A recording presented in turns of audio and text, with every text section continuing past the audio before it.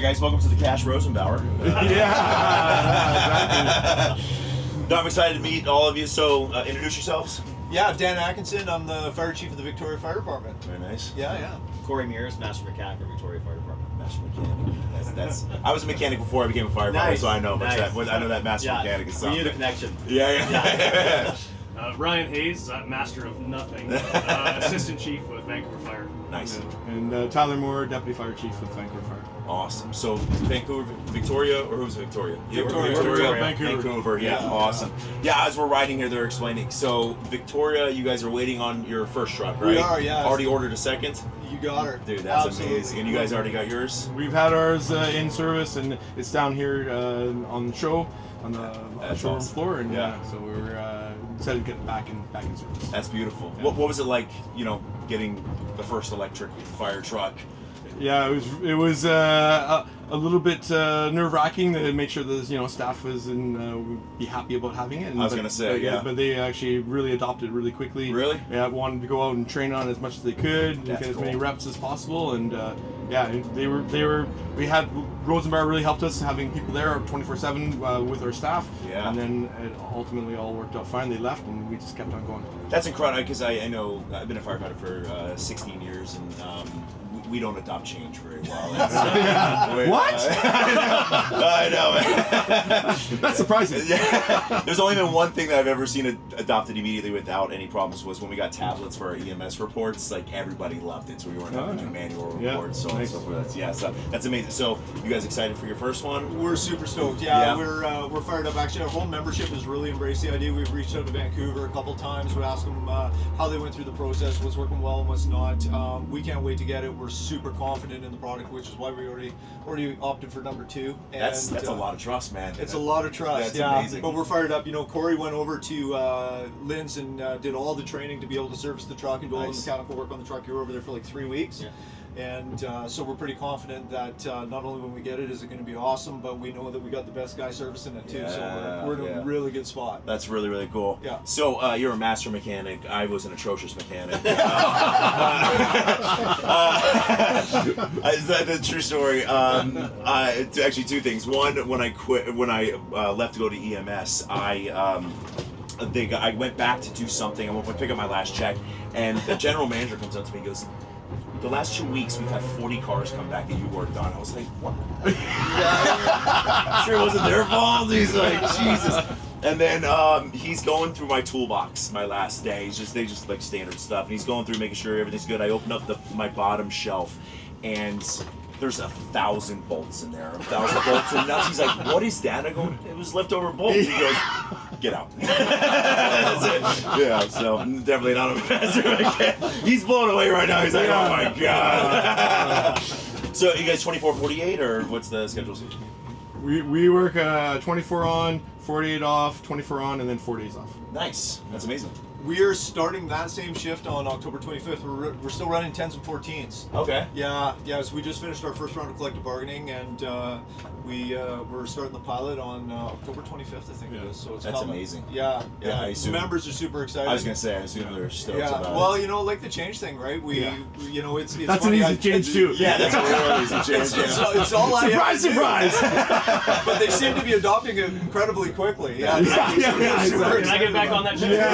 We got a lot of people jumping ship and going back. I'm sure. I've known a bunch of, because I've come up with a lot of the guys that got promoted to chief, or they're going over to 40 hours, and every single one of them are like, "This is what I'm doing now." Yeah. This is, I've signed up It's hard for to get this. stuff done at home. Yeah, I would imagine. Yes. I would imagine. That's cool. So I was here. Like, have you guys had to fuel up your diesel yet? Like, or has it just been good so far? Well, interestingly enough, one of the most important things about getting an electric vehicle is actually the infrastructure to charge the vehicle. Yeah. We started, as soon as we knew we were getting an electric vehicle, we started the process of getting the electrification charging. With hopes that it would be all in place before the truck showed up. Yeah. It didn't. So the truck was there, but because it has this charging system on board, we just had that charge it, and then they could run around on electric all day long. multiple days, and then just charge it up again. So the charging has not been a problem because it actually has its own charging system. Yeah. No, and that was something when they first introduced it. It was just such a big pushback on it because of that. Like it's gonna die. Yeah. As if anyone would ever create a vehicle like that where it's gonna die. You know. Exactly. Give us some credit. Come on. Yeah, like I could imagine Rosenbauer being like. We didn't think about that part. We just about got that fire out. Yeah. Just about. Yeah.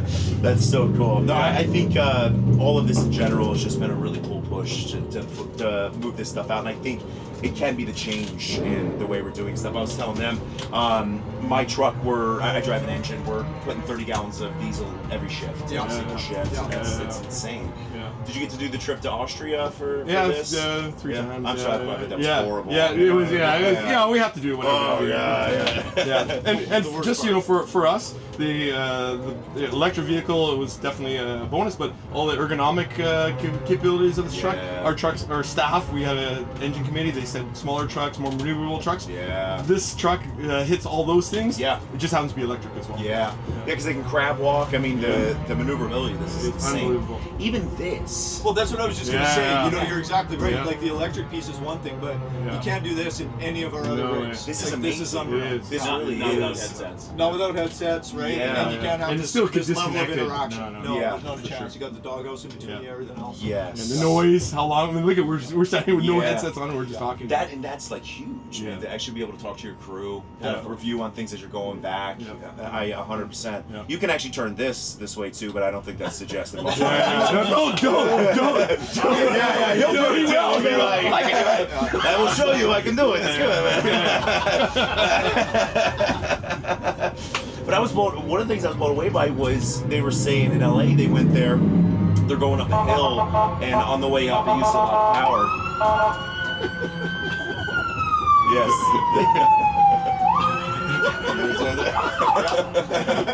All right. No one else. Yeah. Awesome. That's good. No, but he was saying like as they're going up the hill, using a bunch of electricity, but then on the way down, it regenerates and charges like that. That's insane to me. That's so cool. And like I said, the ergonomics of it, getting in and out, coming down from height, we got a lot of injuries on our hips and knees. Getting in and out of here is no problem. So that's another. Literally 2 days before this trip, we had a fire, and one of our captains stepping off the truck blew his ACL. He's going to be off work for we don't know how long. Going in to get surgery and everything. So first thing I said, I actually shot him a text. I said, "Man, if we had the RTX, you could have just walked." It would have been amazing. Yeah. I'm sure his response was "F you, chief." Right? Thanks. Yeah, thanks. Really appreciate that. So how long you been chief? Yes. 10 years. 10 years? Yeah. Me, actual chief, I got promoted a little over a year ago. Nice. Yeah, so before that I was deputy chief operations. I was doing that since 2016. So yeah, I've been in an exempt role for a while now, but only a chief for a little over a year. What was that transition like? Yeah. I'm sure. Yeah, you know what? It was hard too because I was actually in an acting chief role for almost 2 years. Okay. So our chief, when I was the deputy, he retired in 2021, and I moved into the acting role, but we didn't backfill for my position, so I was kind of doing both roles for almost 2 years. Which was a really tough transition to be honest with you. And then so when I finally got the top, it was good because we could promote up, and we got a full roster now, and it's been great. But it was a challenging transition. That, I think for a lot of firefighters, we don't ever understand what that position is like at that chief's position, because I mean, the amount of responsibility you now have, you know, because you not only have to try to please the firefighters so you don't forget where you came from, but also make sure you don't get fired. Right. You know, that That's why deputy chief's the best position. It's like the lieutenant in the fire hall. Yeah. Like the captain is the one that's been awesome. That's right. I actually, my chief, when he first got promoted up to chief, we were talking one day, and he's been there for about 5 years now, 5 or 6 years, and I was still making the Chronicles videos, and he came up to me one day, he goes, "Hey, listen, so I'm not in a union position anymore, like I'm not protected, so if you could not get me fired." You're right, like, I got you, man.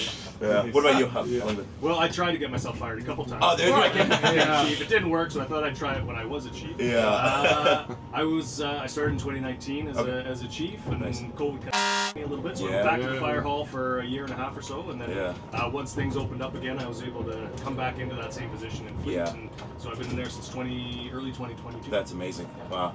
Was he the one that all of that, the like COVID stuff, like that period of time was insane. I couldn't imagine being at the top, man, because those decisions that you guys are making are like so critical. Yeah.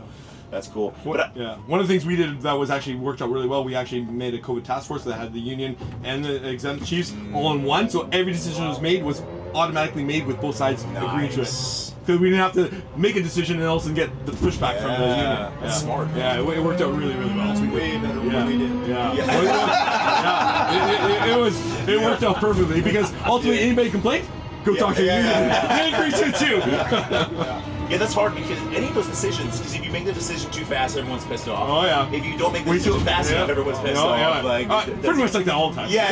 That's welcome to firefighting. Yeah. So, did you guys come all the way up through the roles, like firefighter? Yeah, for the most part, I skipped through the company officer piece pretty quick. Yeah. It was a bit of a weird. I had cancer in 2011. Oh wow. And that put me off shift for a while, and I came back to the floor with sort of a different sort of mindset and a different frame. And I was part of the union executive at the time, and an exempt role opened up, and I don't know, honestly, I wasn't even going to put in for it. I ended up putting in for it and thinking I wouldn't get it. And I had a meeting with the chief. He offered me the position, and I hadn't really looked back since then. So it was a bit of a different path, if you will. But it was good.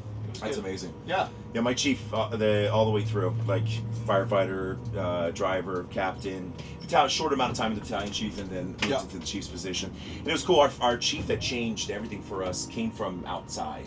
It was the first outside chief we'd ever had, and it was interesting to see someone who hadn't kind of run through our culture up to the fresh top. eyes. Yeah, fresh, which can go one of two ways, man. I'm sure you guys know. Our that. last two chiefs have been outside hires, and it definitely all the way up until that point, it was definitely the same, same thing over and over and over. So, we ended up with extra 100 firefighters because of that new chief coming in with a different philosophy of how to ask for more staffing, and so our staff has grown massively over the last little while. So we have like 50% of our staff are under 5 years because we have so many, and that brings a huge amount of actual. That was what he said.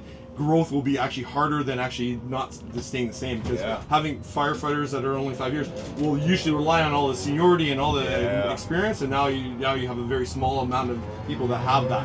It's really hard on like the rear end of ladders. Actually. We a few accidents, a few more accidents. He was great. What he did when he walked in was something that no other chief had ever done. He walked in, he said, look. Like, he actually went to every single station, asked them what do we need. Like, went to every firefighter, and of course he had his list of was saying, more money, more money. And he would actually start, like, listen, I know you need more money, all right, so we'll just start there.